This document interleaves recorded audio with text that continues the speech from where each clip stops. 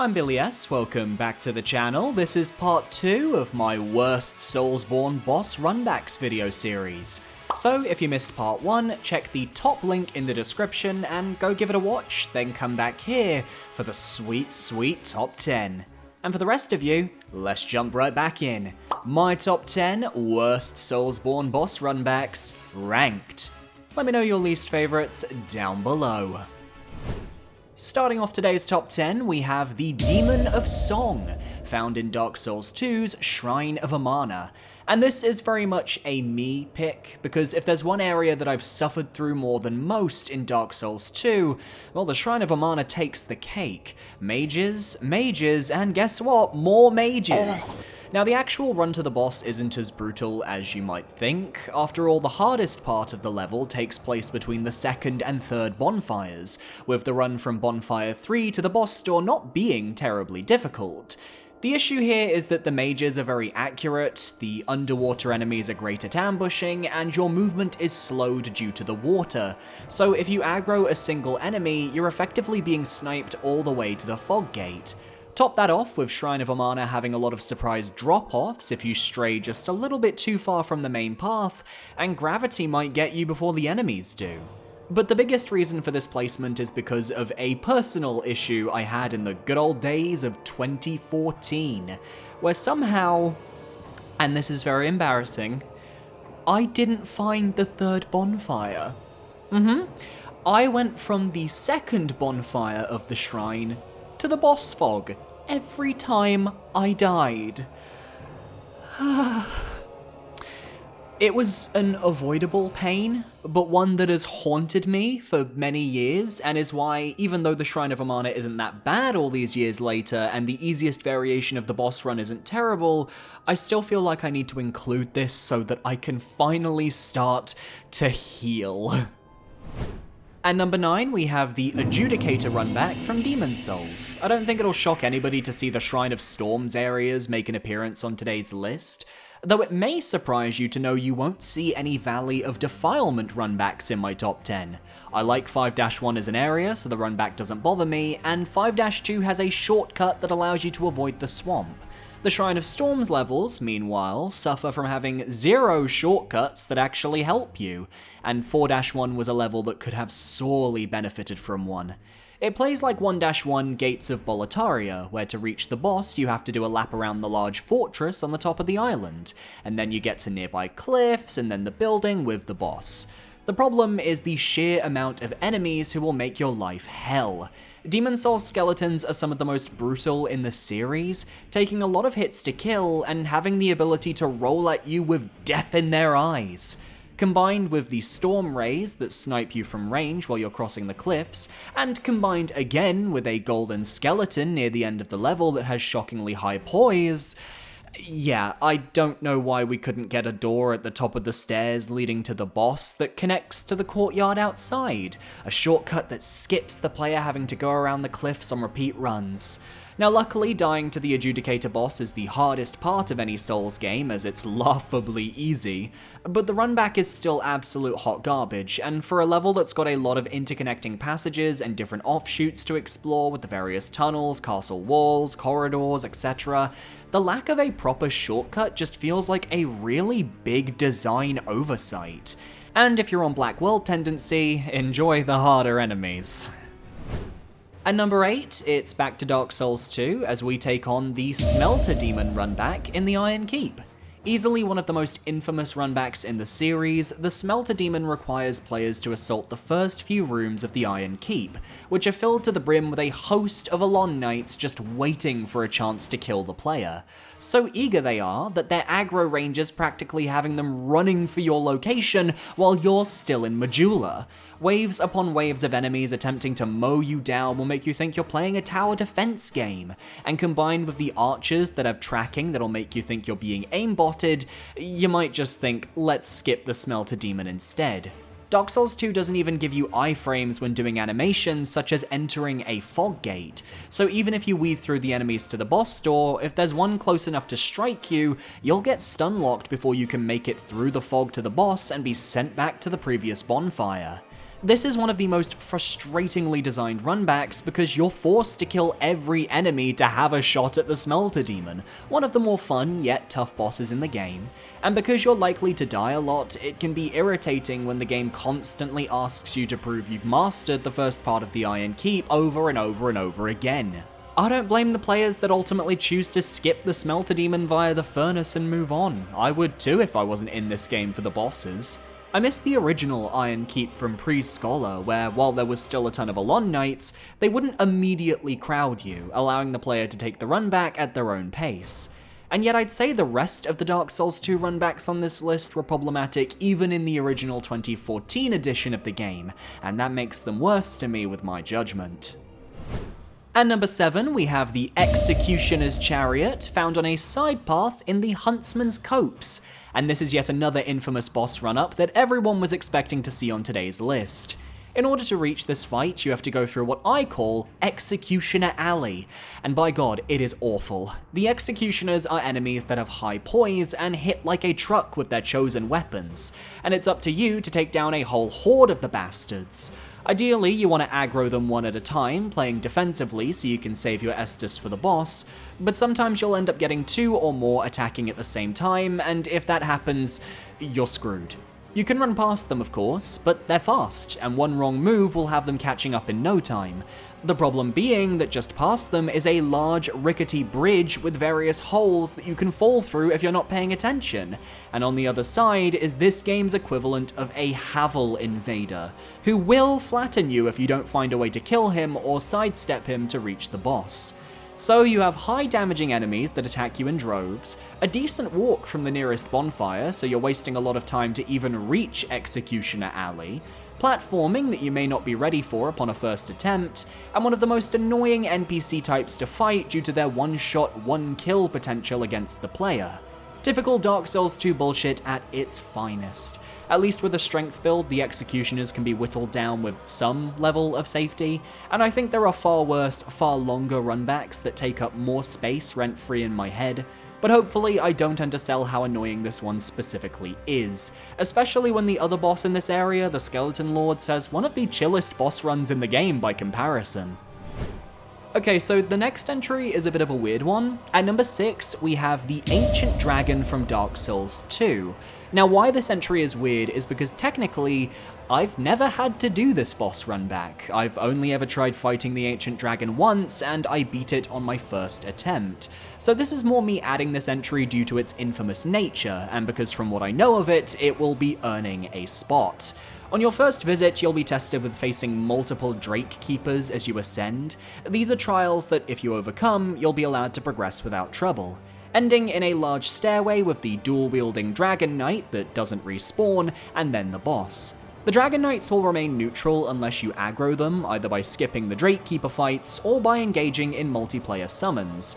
Now, in Scholar of the First Sin, they will remain neutral the entire time, even after you've triggered the Ancient Dragon boss fight, but in the original version of Dark Souls 2, attempting to refight the Ancient Dragon after a loss would result in every single Dragon Knight in the area aggroed onto you, which is where the infamy of this run exists. It's a rare moment where a Scholar of the First Sin change is actually for the better, but should you play the original PS3 version of Dark Souls 2, prepare to die. Prepare to die a lot. Beyond this, the runback has the same issue that Bed of Chaos and Capra Demons suffer from, a boss fight that can be very easily lost in the first few moments due to the Ancient Dragon's incredibly high damage. It's a tedious experience with a tedious boss to boot, and overall deserves its spot on today's list. Oh my god, it's March already? And we're getting closer to my goal of 20,000 subscribers by the summer of 2024. Insert obligatory YouTuber, look at how many of you aren't subscribed comment here. If by the end of the video you enjoy what you watch, consider parrying that subscribe button to stay up to date on all of my future videos. Back to our regularly scheduled programming. At number 5, we have a controversial choice, the Shulver Gank Squad from Dark Souls 2, which requires you to get through the Cave of the Dead every time you wish to face them. Another of Dark Souls 2's DLC co-op areas. Going at this level solo is a real pain your first time, because on top of the tough DLC enemies that take a lot of strategy and positioning to defeat, the entire environment is also out to get you.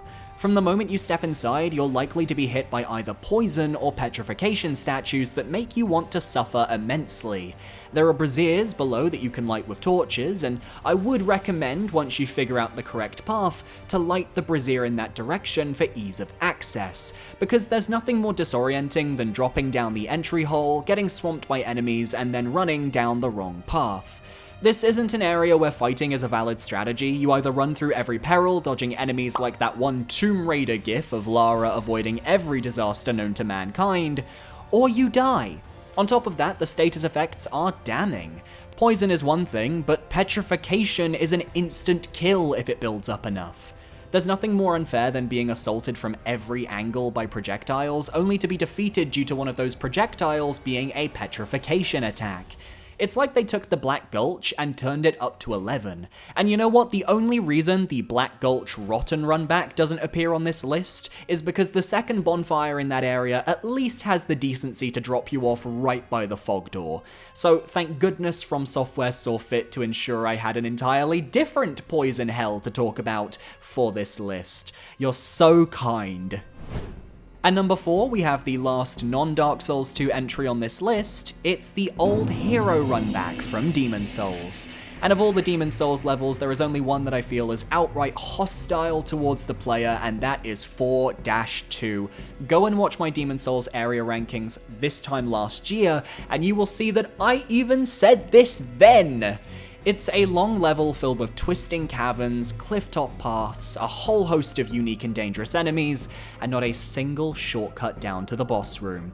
While the Reapers can be a bit brutal if you don't take them out quickly, and the room with all the sticky white stuff before the boss has the potential to see the player blown up before they can make it out alive, the true enemy of 4-2, as we all know, are those cliffside paths filled with hard-hitting skeletons. Because not only do you have a trio of normal skeletons who can easily stagger and stunlock you, alongside their ability to roll like Sonic to catch up to you, but you've also got storm rays firing at you like in 4-1, and 2 gold skeletons a few steps further down the path. Even worse if you end up in pure black tendency, as there are extra skeletons spawned on the second cliff path of this area to worry about. It's a marathon, not a sprint, and there's just no way to cheese any of the encounters. It's not really a boss run back per se, because even with the knowledge of where to go, it's just a boss run through the level all over again back. No shortcuts, no easy way around the enemies, and the pressure of losing to the boss and having to redo said runback makes the fight even harder, which makes it even more daunting, which makes me even more frustrated. Taking the bronze, at number 3, we have the Dark Lurker from Dark Souls 2. I don't think there's another boss in the series that forces you to jump through so many hoops just to get a rematch. You have to complete Dark Diver Grandal's questline, joining his Covenant, and completing all 3 Dark Chasm of Old dungeons, with Dark Lurker appearing after you exit the final one.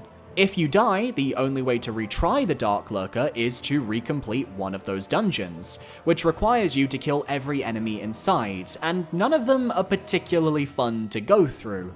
I always choose the Drangleic Castle entrance, as you only fight 4 enemies, the area is particularly small, and the bonfire is right next to Dark Diver Grandal. But it requires you to face a Havel and a Rapier Wielder, both of whom can do a lot of damage quickly. If you don't have life gems, that means wasting weapon durability and Estus charges. And on top of that, in order to even enter the Dark Chasm of Old, you have to use a human effigy. So if you don't have a decent stock, you might have to go farming for human effigies to even have a chance at doing the boss run back. And that's exactly it. It's just a chance. There's no guarantee on every run that you'll make it to Dark Lurker itself. There's no easy way to cheese this boss run back. And with the steep price it takes to even re-access it, I can't help but feel this is a worthy bronze medalist, even over more infamous entries like the Shulver Gank Squad. But at the very least, the boss fight is one of the best in the game and provides a super fun hidden challenge that feels like it's out of a Diablo game of all things. Silver linings. At number 2, we have the Soulsborne runback from the Dark Souls 2 Crown of the Old Iron King DLC. Now, Soulsborne is widely considered to be one of the toughest fights in Dark Souls 2 and one of the best fights in Dark Souls 2. So it's an absolute travesty that the boss fight is preceded by a runback that is simultaneously quick, yet absolutely exhausting. You spawn in a room and have to run through 2 large halls filled to the brim with Alon Knights and fire salamanders. Your first time through, you won't know where all the knights come from, and if you don't have the damage to take them down in a hit or two, you're going to be swarmed before you can think. The second room is the easier of the 2 to get through, as I found a decent path for weaving through the knights guarding the boss door, but then there are attempts where the enemy tracking is so good that I get struck by attacks anyway, or I forget an enemy exists and find myself ambushed. I don't think I'm alone in saying that many of us only got to Soulsborne on our first playthroughs because we killed the knights in the runback enough times that they despawned. Something that is graciously not as lengthy to pull off given how short the runback area actually is, thank God. It's just I find the difficulty very artificial, as the game is clearly trying to weaken you before the Soulsborne fight, but in a way that doesn't feel earned or fair. I thought the Smelter Demon enemy spam was bad, but here there's nowhere to hide, nowhere to lead the enemies into, and killing enemies until they stop spawning just isn't a good look. It means the runback failed, as the game clearly recognizes that the difficulty was too much even for an endgame build. It's awful game design, but at least the length allows you ease of access to retry again and again, eventually getting somewhere with enough effort. Unlike my number 1. Taking the gold medal, the only time they're ever going to top a list, it's Lud and Zalin from Dark Souls 2, found in Reindeer Fuckland, also known as the Frigid Outskirts. Congratulations, you're number 1. Never playing you again, I'm so done. Take everything I just said about Soulsborne's boss runback, an area you have to load into each time you die, one with annoying as fuck enemies that constantly show up to harass you, only instead of it being in 2 short halls, it's in an entire map the size of Darkroot Garden, where a constant blizzard distorts your direction. The Frigid Outskirts is offensively awful. The length you have to run to reach the boss can take you a couple of minutes minimum, and on top of that you have reindeer spawning at various points on the map every 20 to 30 seconds, who are a pain to fight if you don't have a high damage build. I've told this story multiple times on the channel, but my first time ever doing the Frigid Outskirts, I was at it for days. I despawned almost every reindeer in the level because on top of the runback being an absolute pain, the bosses themselves kept killing me too. And there's nothing remotely interesting to hold my attention once those reindeer are gone. It's just a bland, featureless walk with the occasional ruin or two that has nothing worthwhile to see until you reach the boss fog. At least on my current playthrough, I stuck to the right wall and reduced the time it took to reach the boss, but that doesn't mean I enjoyed the level or the runback. I just found a way to make my life a little easier. It was by no means the design of the developers. Reducing my vision can work in certain gimmicks, but this was sadly an area that didn't have enough of a design to make that concept work. There's no area I would rather avoid than the Frigid Outskirts, and as it's also technically one big boss runback, there's no way it couldn't take the title of the worst boss runback in all of Soulsborne. And that's my list. Which runbacks are your least favorite? Let me know down below, and be sure to parry that subscribe button to stay up to date on all of my future videos. Or go the extra mile and become a channel member. $4.99 a month will get you a name in the descriptions at the end of my videos and early access to my Tuesday videos when applicable. Speaking of, my socials are on screen now. Feel free to follow where you feel comfortable. I recommend my Twitter, my Blue Sky, or my Discord. A massive shout out to my YouTube channel members, including our newest Bonfire Resident, ItsZerozz. Take a sip of Estus and relax by the fire. And a massive shout out to my patrons over on Patreon as well. I will be phasing out my patron for the YouTube channel memberships, but for now, I just want to say thank you to everyone for supporting me. And I'll see you guys next time. Adios.